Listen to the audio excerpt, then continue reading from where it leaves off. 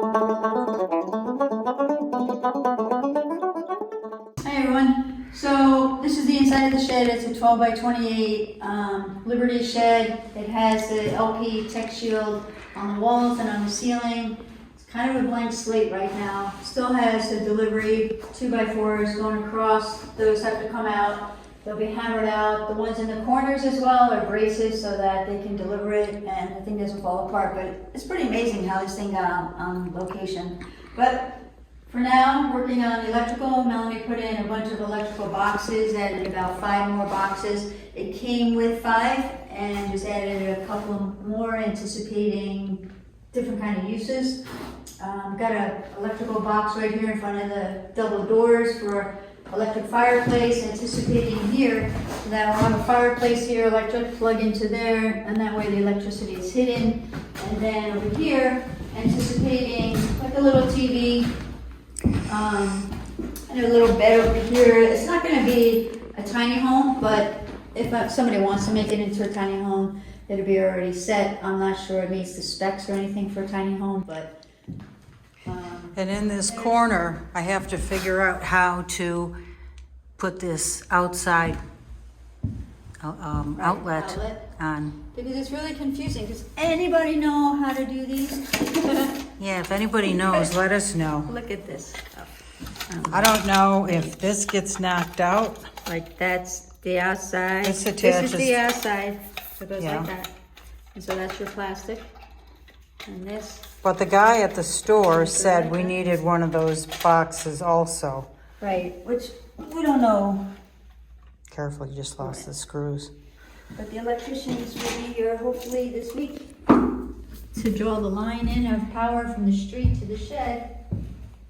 Done. So this is the end of the electrical line here. That's the end of the circuit. So in order to come to this box here, we're going to need to drill through these 2x4s. I don't know if it'll go above or beyond, below. But here, here, through here, to that box. This would be the end of the circuit. It's a GFI too. It's a GFI, which is pretty cool. And then there's kitchenette will be here.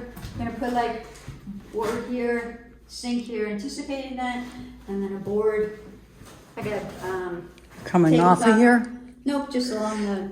Along there and the refrigerator on this side. I Right. put an outlet over there for the refrigerator. I don't know if we need to vent the top of this.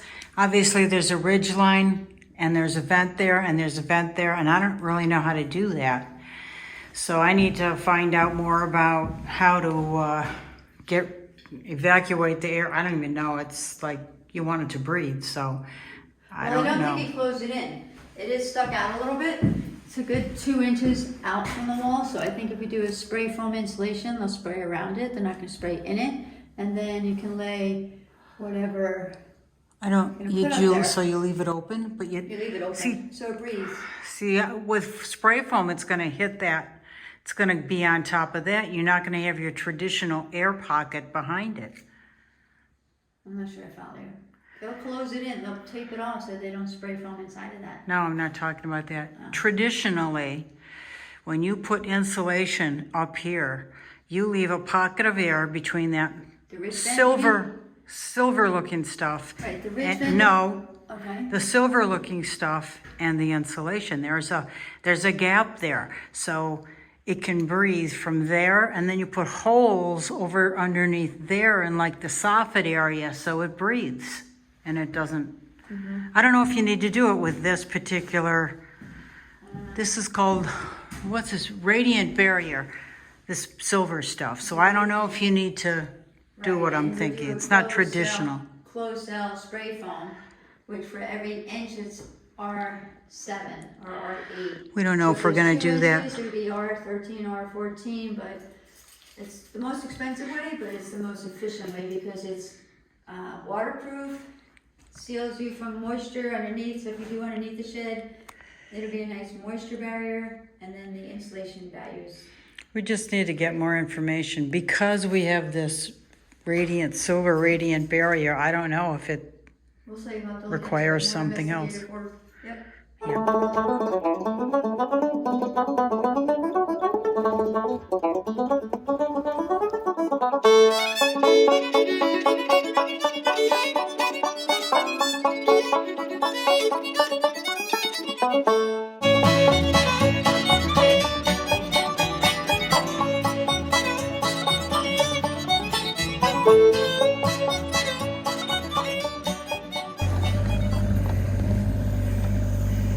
for the water. This is for the electric.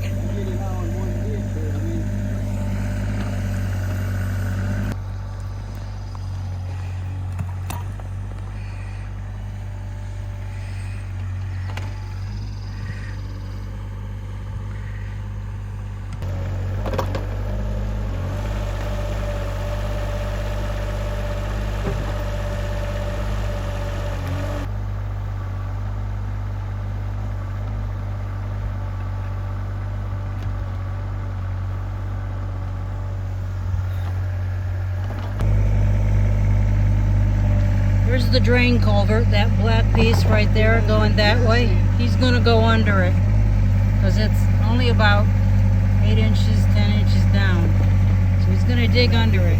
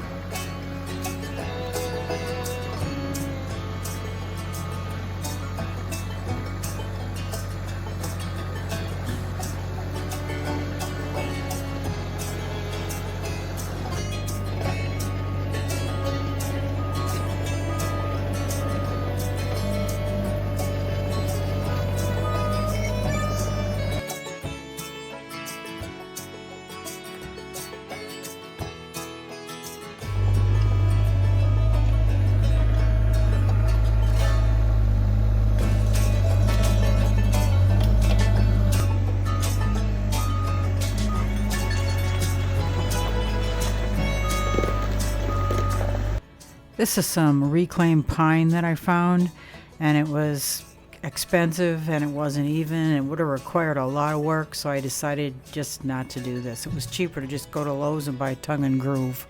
So the water and the electric are all hooked up. They're in this trench. We're just waiting on the cable company to come by so we can put the cable in here too. Then I will call the guy back and have him fill it in. The water Y's off. One goes into an outside spigot underneath and inside the shed, and the other one goes up this hill to where we're putting the RV. So there's water for the RV. And behind this shed in the corner, there's also a 30 amp outlet for a 30 amp RV.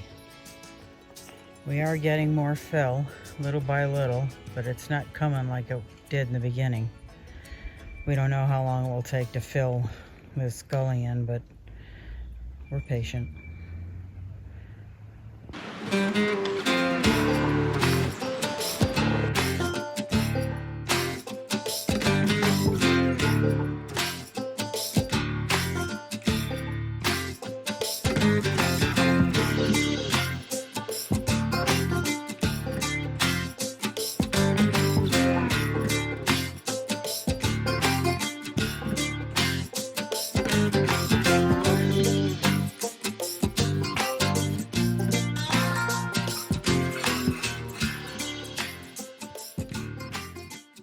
So Mountain Electric came by, hooked up electric. Now Spectrum can hook up their line. That's the orange line in the trench. We are burying it. And the guy's down there hooking things up.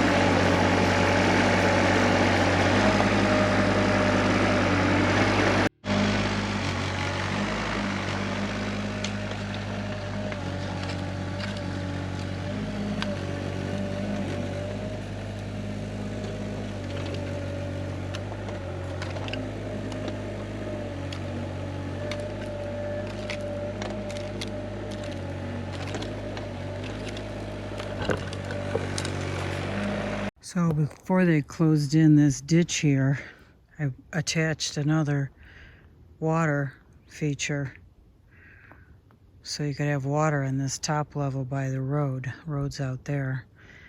And also you can drain it this way, shut it off and drain it. And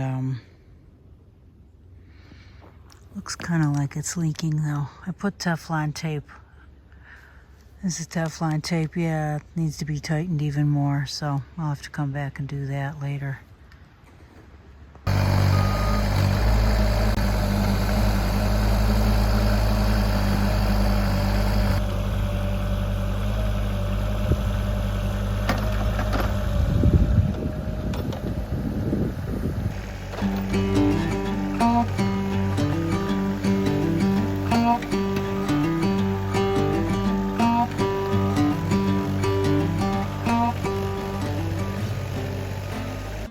So this is where the ditch was, and it's all uneven, but it doesn't matter because we're going to put more of this stone called Crusher Run all down here.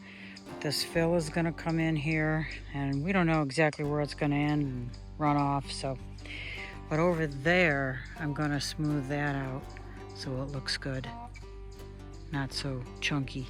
So after the ditch was filled in right there, from where are we? From up here all the way over to the corner of that shed, the guy came over and lowered, leveled, whatever, all of the piles that he had over there. And he's trying to make it more smooth, although I don't want it that low in that area. He's going to have to raise that up a little. He'll probably put more fill in this area just to raise it up, but he did an amazing job. He got his dump truck stuck here. He couldn't reverse it out. So, but if he had backed in, it would have been easier. But anyway, it's really coming together nicely. Very happy.